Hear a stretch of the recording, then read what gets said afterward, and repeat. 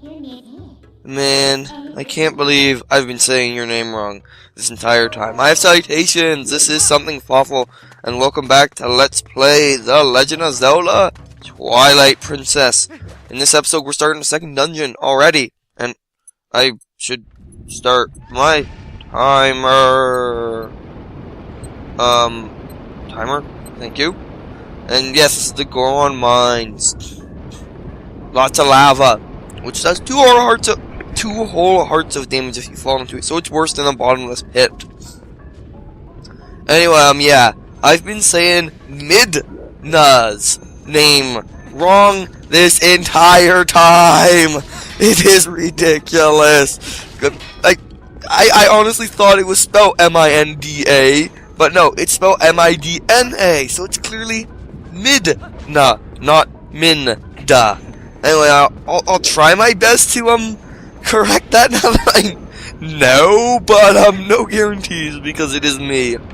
Anyway, yeah, she is Midna, and I think this is probably a good time to mention that I'm actually very, very slightly, like, not even enough to really be diagnosed. You can also go around the other way in here, by the way. But I have, like, so I don't think I'm, like, fully diagnosed, but I do exhibit some symptoms of dyslexia, so, that's probably why that happened. Anyway, iron boots. Remember I was commenting on them not being heavy when I'm not wearing them? Well, that's kind of because Midna is carrying them, like she showed in the one episode with the cutscene with the sword and shield, and that's why stuff that you're not using isn't visible. For once, they thought of that. I think I mentioned that in the, description of that video, but I had forgotten about that because they did it so subtly. It's basically like you don't need it. It's not like obviously like, oh, this is why this makes sense, but at the same time they make it make sense. And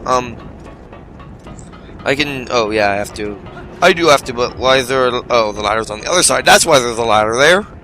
It all makes sense now. Anyway, as you can see, I don't have to put it on my B button to use the iron boots, so that's convenient. Anyway, this is the second dungeon, by the way, in case that wasn't already obvious.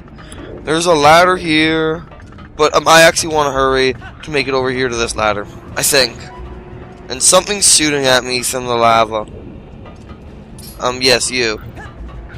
This is where you want to, completely fail at the shield attack. Twice. Okay, yes, or you could have that happen. Anyway. You hit it with the shield attack and you control. That's like the one time in the game you get to do that. So I thought I'd show it off. Anyway, you can take the ladder up here. The other ladder simply leads to there, which you can use to get back if you screwed it up, basically. Anyway, let's continue on to over here where we get our first enemy of the dungeon, which is already dead. And so let's go this way, I guess. Again, letting you go back. Excuse me. I'm sorry about that. I don't have a perfect throat right now, but I really want to record this anyway. Anyway, now we're gonna want to go over here, and the first thing you're gonna want to do is actually let's look around and see there's an enemy up there. So let's go over and get ready and kill it, because it's going to be in our way when we go past that fire pillar, obviously. As I very riskily jump over lava pointlessly. Anyway, let's kill this guy. Not even gonna target him. And throw on our iron boots. Hit this switch. Now we want to take off our iron boots and randomly do a spin attack by accident, because why not? And we're here, so we're good. Yeah, we had lots of time. I really could have killed that guy after. Anyway, I am gonna jump down here and kill the... You don't want to jump attack these guys, by the way. It doesn't end well, ever. So don't. Anyway, let's break some boxes and some rocks, because why not? And clearly these are boxes. Anyway, let's just kind of throw this barrel at the door. Link's Awakening style, which of course doesn't work, because that was a ridiculous puzzle. Probably the hardest puzzle in any Zelda game for a Zelda expert, because, like, It's a locked door. You're gonna have to find the puzzle solution, not just throw something at the door to open it. It did not make any sense to me. Anyway, what we want to do is land on this and push it down, and that'll open the door. And so it's gonna trigger a cutscene and interrupt us, and we're already off the switch by this point. But anyway, we want to go through here. As usual, the dirt falls because no one's ever been through this door before. And the game's gonna be like, oh, by the way, you idiot, you need to go over here. And there's a crane. Okay, it's not being as obvious as I thought it was here. Maybe it will. No, it just showed the crane. It didn't show like what we had to do. Anyway, I believe we want to go left here. Because, yeah. Because there's some enemies down here. Anyway, let's spin attack and, like, knock them all down. Kill this one, and kill that one, and then this last one. Let's randomly shield attack it a few times. And then spin attack it by accident, because that happens sometimes when I shield attack. Anyway, there's a rupee there, there's some pots. With a heart, which, do I even need it? Yeah, I don't think I've gotten hit yet. Anyway, in this chest, which is actually what we came for, we get ourselves a small key, which will open a locked door in this area. So if you went right, it was a trap, you would have, had to, basically, well, go back and go left. So yeah, just turn left, I guess. Anyway, we want to go this way. And there's these platforming in a Zelda game. What is this? I don't think there's anything for me here. You'll notice I hit Z a lot just to recenter the camera. But that's all we're doing in this room for now. And yeah, there's the key door. So it wouldn't let you go too far. This game never really requires you to get 2 keys. You only ever have 1, which is why it's not like keys times whatever like in the previous Zelda game. Anyway, I'm just going to kind of carry a rock with me and throw it at the next enemy I see. Which happens to be a Dodongo, actually. And as we all know, Dodongos just like smoke. They also don't like getting stabbed in the tail, apparently. So what you want to do is kind of get around them and attack their tail. And unlike other games, Dodongos, like, I like how this target actually does switch to the tail when you get behind them. Unlike other games, Dodongos do not explode, implode, or sideplode when you destroy them. So no worries there, and I'm gonna keep breaking things for some reason. I don't even know why. I mean, I have enough. I'm not gonna need to buy anything for quite a while right now, and soon I'm gonna have a bigger wallet anyway. But yeah, we're gonna go this way. Well, actually, I know what the next thing I'm gonna need to buy is. Actually, I just remembered. There's a mandatory purchase coming up. But yeah, in the first room, if you don't have the hide and shield bought and equipped yet, Midna will actually tell you to buy and equip it. Anyway, this room is sneaky. I haven't gotten to the part where it is sneaky, but it's sneaky. Anyway, yeah, we're gonna just kind of attack this guy. And, like, you can defend yourself with the shield. The shield is fireproof as expected. So, like, if I stand here and I can block his fire, which is good. So this shield is, like, far superior to the other one. There's no, like, electric attacks that it's weak to or anything in this game, unlike Skyward Sword, which is actually a pretty cool mechanic. I never really got to experience it before, like, the controls of that game that, I know a lot of people like the controls. I know a lot of people don't like the controls as well. I'm very much a member of the, don't like the controls school of thought for that game. And, I never experienced that mechanic, but I did find out it existed. That it existed anyway. You want to just get through here, basically. There. You happy? Anyway, suddenly water. So we get introduced to this game's, new mechanic to its water physics, actually, and also this glowing stuff. Thing, stuff. Anyway, we want to, go down here and basically, you can put on the iron boots to sing, and then float, and you have an air meter.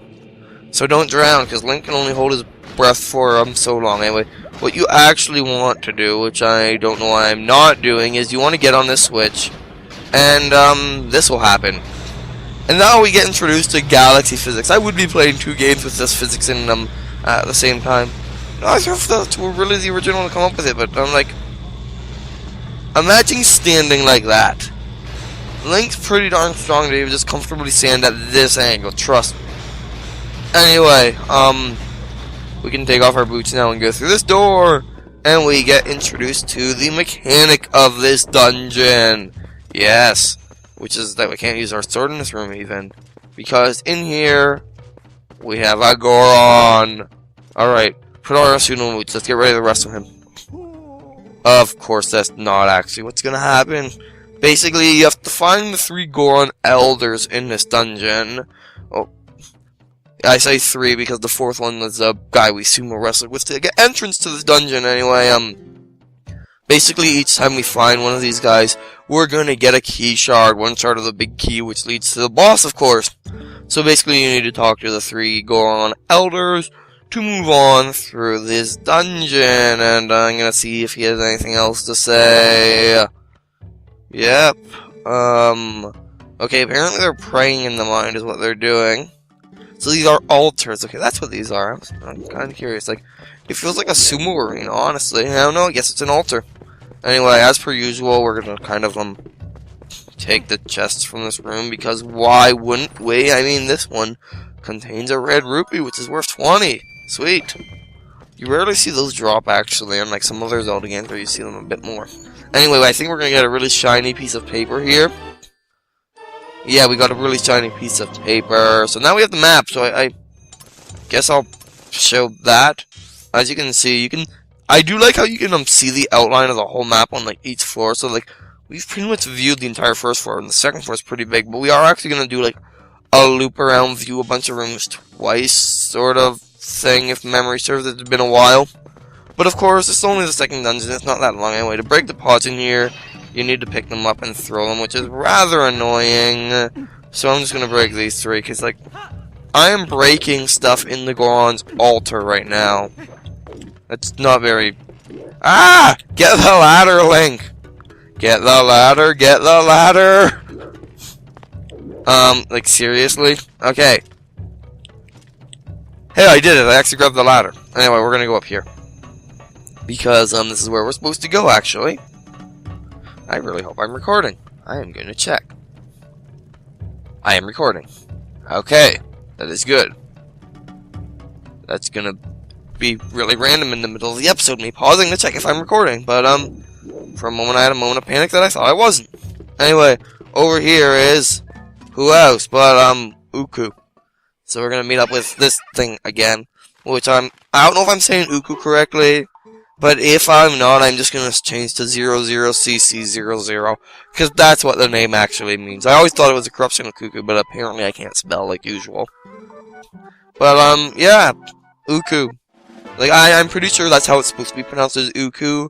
Like, cuckoo without the C at the beginning, because it kind of looks like a chicken man. I don't know if it's just me, but, as per usual, I'm literally, like, not going to show off. I'll show off that item at some point, I guess. I mean, it's really... It's like the magic mirror in Link to the Past, except you can warp back in if you want. And I really never see the need to use it. And you do get different dialogue throughout the game if you do, depending on when you do and don't use it. So I'm probably not going to use it for that particular set, or maybe I will.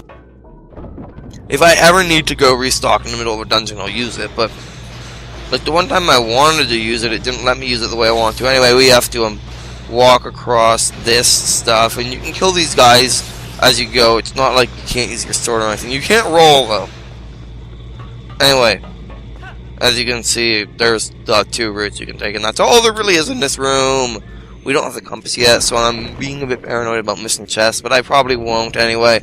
Anyway, in here is actually the first heart piece for this dungeon, which hello? Oh, there we go. My controls just kind of like stopped for a moment there. Yeah, I'm not going to get a heart container in this dungeon because I just got one. It's been a bit. I'm surprised I haven't actually ran into any blue rupees yet, which are going to tell me how they work again. Okay, my controls are being kind of weird. Anyway, I believe I want to go, well, that's the exit, which makes me think I want to go this way, yes. I'm gonna try going this way first, because I know for a fact there's something for me in this room, and it's over there, indeed. Yes, over here is gonna be our first heart piece for this dungeon. If you people want me to, I'm probably not going to. I mean, you can. I'm hardly a walkthrough. That's not what I'm going for with my LP. So you can find someone else if you really are looking for like heart piece finder thing. That's not my goal. Anyway, we got a piece of heart. There's 2 in each dungeon. I will not leave them until I've got them each, because that's what I do. Anyway, now we get to go upside down again. Yay! Exciting. And apparently there's a bit of metal in the end of our hat. It's the only explanation I can think of for that. Because it's right side up. It should be hanging the other way, would make sense. Anyway, this room is actually rather long. And I'm getting turned around in it. We want to go this way, because it's where we're supposed to go, obviously. You can use the map to know where to go, and so I'm kind of going what I think is the more efficient route, which is to go around this way and just keep going straight right now, because I've always found like pathing very interesting. Like, if like you have a long curved sidewalk with like plenty of curves, you can probably save off a few like meters of your journey just by taking like the most efficient path without ever leaving the sidewalk, versus just like following one side of the sidewalk the entire way. But that's just me being me. I think about that sort of stuff because I'm weird. Anyway, from here you actually want to take the inside route, if I'm not mistaken, looking at the map. But also, like, I then start thinking about, like, what about, like, you can go off the sidewalk, but you can go on the grass, but that's obviously slower because you're walking through on, like, harder terrain, especially in the winter when it's covered in snow. But that's nothing to do with this game at all, so I don't even know why I'm talking about it. But actually, I'm pretty much at like 17 minutes now, so I think I can end the episode here. So in the next one, we're going to go through that door. This is Something Fawful and Midna, not Minda, and I have signed out. And I actually meant to go into first person when I pressed that button there. Bye.